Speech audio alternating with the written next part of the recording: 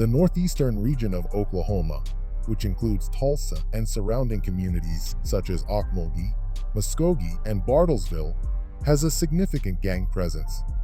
The Hoover Crips are the largest gang in the area, with their primary sets being 107, 54, 6 Trey, 57, and 27. Most of their conflicts are with the Neighborhood Crips, leading to frequent homicides, shootings, and violent altercations in schools. During the summer of 2008, Tulsa experienced 4 gang-related murders involving Hoover Crips, Neighborhood Crips, and Bloods, highlighting the ongoing tensions and violence between these groups. Police say all 8 men are Hoover Crip gang members, and they robbed banks, pharmacies, and credit unions, including the largest bank heist in Tulsa history. Investigators say they were organized, professional takeover-type robberies that were always dangerous. Last September's robbery of this Tulsa Municipal Employees Federal Credit Union was the largest in Tulsa's history when the suspects made off with $170,000.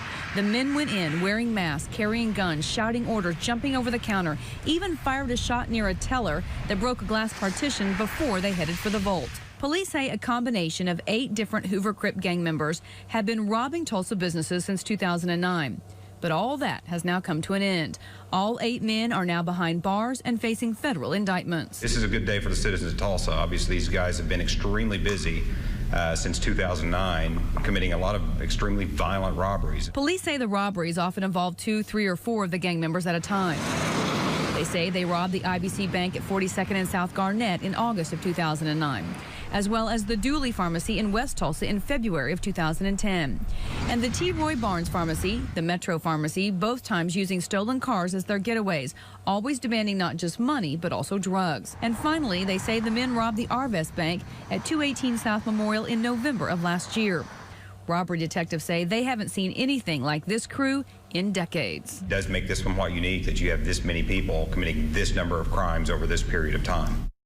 So what were these suspected robbers doing with all the money they stole? Detectives say they were using it to pay their lawyers to work on their other cases. Police say after a year-long investigation, Tulsa Police, the FDA, and the Northern Oklahoma Violent Fugitive Task Force arrested 8 members of the Hoover Crips gang, charging them with a series of violent armed robberies across the city. The suspects are accused of robbing banks, pharmacies, and credit unions, with some incidents turning extremely violent. One of the most notorious heists was the September 2011 armed robbery of the Tulsa Municipal Employees Federal Credit Union, where suspects stormed the building wearing masks, carrying guns, and demanding cash. They fired a shot that shattered a glass partition before forcing tellers to open the vault. The gang walked away with $170,000, the largest bank robbery in Tulsa history. Authorities say the Hoover Crips' robbery spree began in 2009, with members committing multiple armed heists, including the IBC Bank robbery in August 2009, the Dooley Pharmacy robbery in February 2010, the T. Roy Barnes Pharmacy robbery in May 2010, the Metro Pharmacy robbery in August 2011, and the Arvest Bank robbery in November 2011. Detectives describe these as coordinated, takeover-style robberies, where suspects used stolen getaway cars and targeted businesses for both cash and prescription drugs. Law enforcement officials revealed that the gang members used the stolen money to fund their legal defenses in other criminal cases. By 2013, all 8 suspects had either pleaded guilty or been convicted on federal charges, including conspiracy, armed robbery, and firearms offenses. 3 gang members were found guilty after an 8-hour jury deliberation and sentenced to over a decade in prison each. The other 5 suspects pleaded guilty before trial. Authorities emphasized that the robberies were part of an organized conspiracy to finance the Hoover Crips, refining their methods over time to avoid detection. Prosecutors argued that the gang operated under an all-for-one, one-for-all mentality, with members working together to commit crimes and perfect their robbery tactics. This case marks one of the largest gang-related robbery takedowns in Tulsa history, showcasing law enforcement's relentless pursuit of violent criminals. Indicts 4 known Tulsa gang members for trafficking The men are members of the 107 Hoover Crips street gang. News on 6 reporter Ashley King has the latest. Ashley? Jennifer, these four men are no strangers to the Justice Department. Law enforcement agencies are hoping this will finally be the thing that helps keep these men off the street. Laurel Battle, his cousin Paul Battle, Thomas Jackson, and Gaywan Blades are all charged with conspiring to distribute. According to the indictment, they would use apartments near 61st and Peoria as the gang members had an extensive operation. Two are also charged with using guns while trafficking. These men are Hoover Crips gang members and have a lengthy criminal history with Tulsa police. In April, another Crips member, Anthony Campbell, was shot to death while taking his trash can back to his house. After that murder, Laurel and Blades were arrested, but for charges not related to the homicide. I mean, they're involved in anything you can think of, everything from drug dealing, robberies, burglaries, stolen cars, homicides, shooting with intent to kill. Three of them have also served prison time for prior drug convictions. Agent Sean Larkin says he's been chasing Laurel since he started working with the department. In fact, Laurel was once charged with was dismissed after a witness failed to show up to court. To finally, I guess, since him get his due day in court and on something I think is a really solid case, I mean, I'm really glad to see it. A federal grand jury has indicted 4 known members of the 107 Hoover Crips in Tulsa for trafficking large amounts of drugs.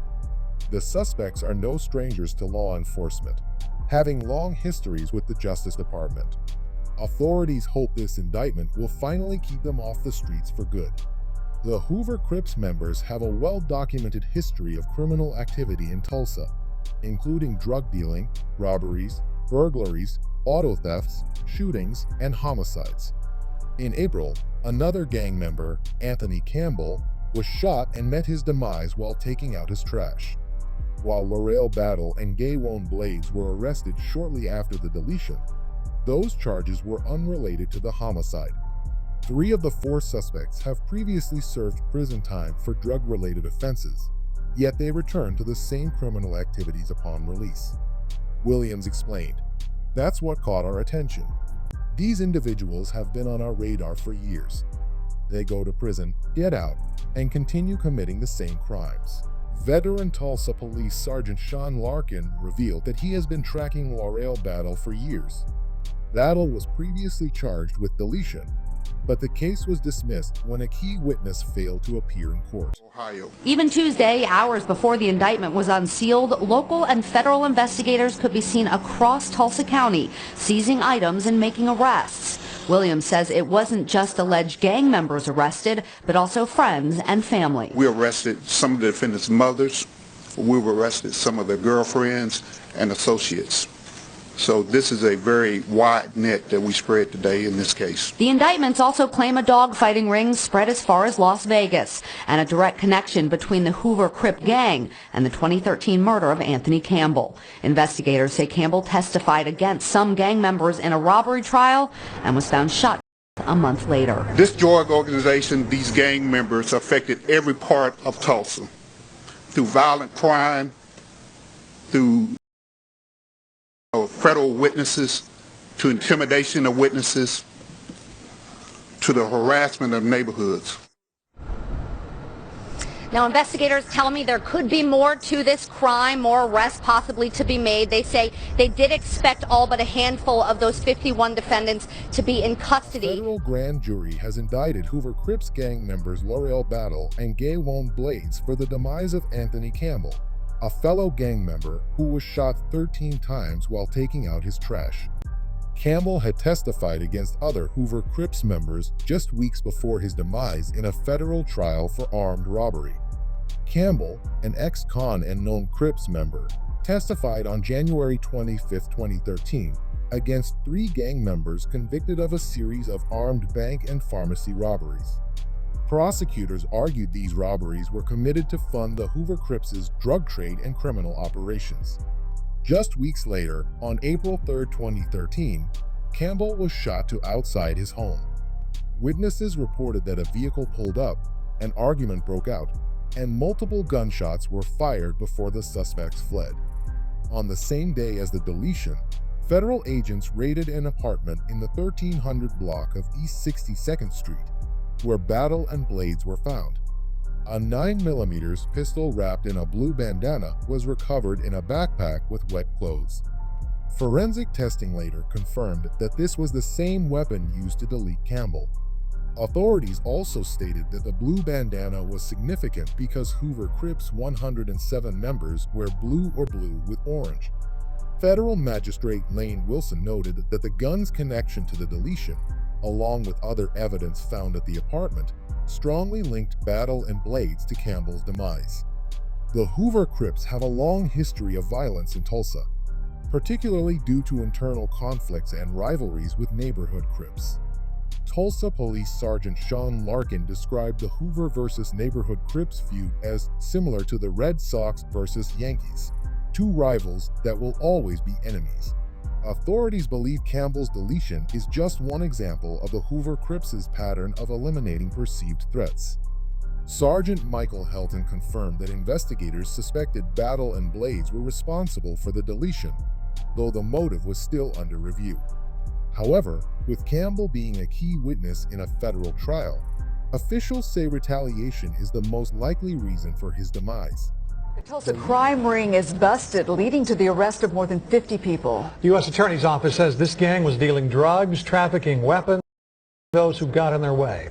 Federal prosecutors in Tulsa told News on 6 anchor Megan Farley it's the biggest case their department has ever handled. Megan? Well, that's correct. The indictment itself is more than 200 pages long, and it names Tulsan Donald Walters as the kingpin behind the Hoover Crips street gang. He is in federal custody tonight, along with dozens of others of his alleged associates. We think we've taken out about 90% of the crack cocaine distribution with this case. The U.S. Attorney's Office, along with close to a dozen other local and federal agencies, called it a major case Tuesday. Donald Walters and a laundry list of his alleged associates, all indicted after a 3-year-long investigation called Operation Battleground. This gang is a transnational, international, and multi-state gang. They would distribute hundreds of kilos of through Texas, through Oklahoma, and then to Ohio. The leader of the Tulsa Hoover Crips gang, who led a drug trafficking operation that investigators say brought $10 million in Mexican narcotics through Tulsa, pleaded guilty to federal charges in an agreement that calls for him to serve 30 years in prison. Donald Maurice Walters, 35, pleaded guilty before District Judge John Dowdle to conspiracy to traffic, operating a continuing criminal enterprise, and participating in the buying, selling, and training of dogs to fight other dogs. The plea agreement also calls for a $10 million criminal forfeiture, which represents the proceeds of the drug conspiracy. Walters agreed to not contest the government's seizure of $13,446 recovered from a house in the 11,000 block of East 27th Street. Walker also agreed to forfeit homes located in the 2000 block of East Woodrow Place and 2300 block of North Wheeling Avenue, as well as a 2009 Dodge Challenger. Walters, a 9th grade dropout from McLean High School, has gone by Lid D, Donald Gray, Deezy, and other names. Walters was initially named in nearly 100 counts of the 241-count indictment, most of which involved the use of a telephone to conduct drug transactions. Walters has been jailed since his arrest August 19, 2014. The same day, federal prosecutors held a press conference to announce the charges and indicate they intended to decapitate the gang. Federal, state, and local officials said the investigation, codenamed Operation Battlefield, included crimes dating to April 2011 and featured the interception of hundreds of telephone calls by law enforcement via court-authorized wiretaps.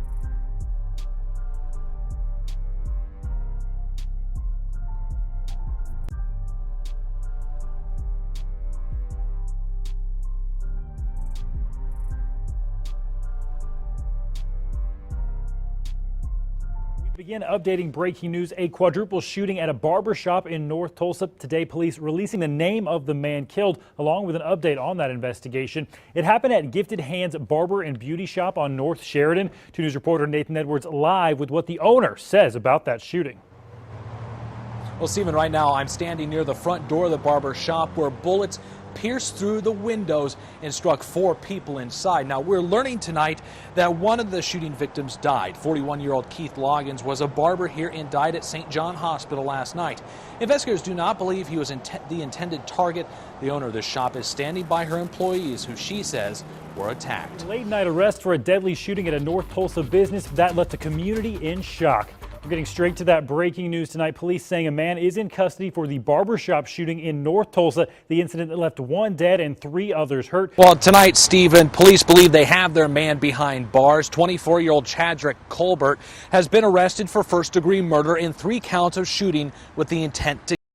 Last night, a popular barbershop became a crime scene when police say Colbert opened fire on the people inside Gifted Hands Beauty and Barbershop on North Sheridan. One of the bullets killed 41-year-old barber Keith Liggins. 3 others were also shot and taken to the hospital. Police say Liggins was not the target of the shooting. Tonight, this neighborhood is trying to put this senseless crime behind them and move on. Some new developments in a deadly shooting at a North Tulsa barbershop. Today, police arrested a man named Desmond Smith. They believe that he was the second gunman. Detectives say Smith and Chadrick Colbert opened fire at the Gifted Hands Beauty and Barbershop on North Sheridan last Friday. One of the bullets killed 41-year-old Keith Liggins and wounded 3 other people. Tulsa police have linked the cities to an ongoing gang rivalry between the 5 Trey Crips and the Hoover Crips, Tulsa's largest gang. Desmond Smith, 24, was arrested Thursday night for deleting 1 man and injuring 3 others during a shootout inside a barber shop. Police say the victim, Kenneth Liggins, was an innocent bystander caught in the crossfire. Smith, also known by his street name Dash, is a documented member of the 54th Street Hoover Crips and has had multiple prior run-ins with the law, yet has avoided jail time in several cases. Public records reveal Smith has been charged multiple times over the years, but most cases were either dismissed or resulted in deferred sentences. In 2009, he was charged with drug possession and received a 1-year deferred sentence.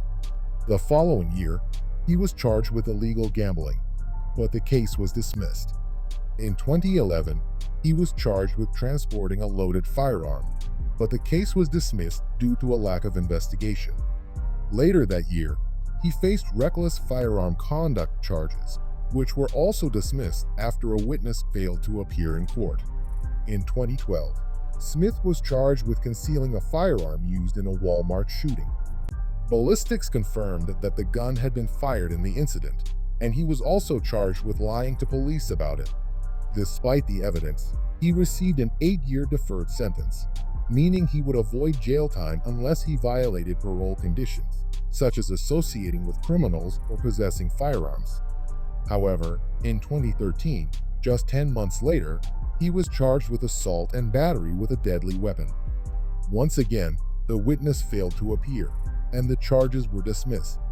Tulsa police say gang members frequently share firearms, making it difficult to trace a single gun to one person. Officers often find the same shell casings at multiple crime scenes, indicating that one weapon may be used by different gang members. According to Sergeant Sean Larkin of the Tulsa Police Department, gang members rarely keep weapons in their own homes, knowing that law enforcement will search their residences. Instead, they hide them at a friend's, girlfriend's, or family member's house to avoid detection. Guns are not typically owned by just one person in a gang, Larkin said. They're passed around, hidden, and used by multiple people to commit crimes before being stashed again. They don't get rid of guns easily because weapons are hard to come by, so they move them around, passing them through different hands within the gang to avoid getting caught. Smith's latest deletion and shooting charges mark yet another violent escalation in the Hoover Crips versus 5 Trey Crips feud. Police are continuing to investigate and monitor gang activity in Tulsa, working to curb the cycle of violence and retaliation that has plagued the city for years.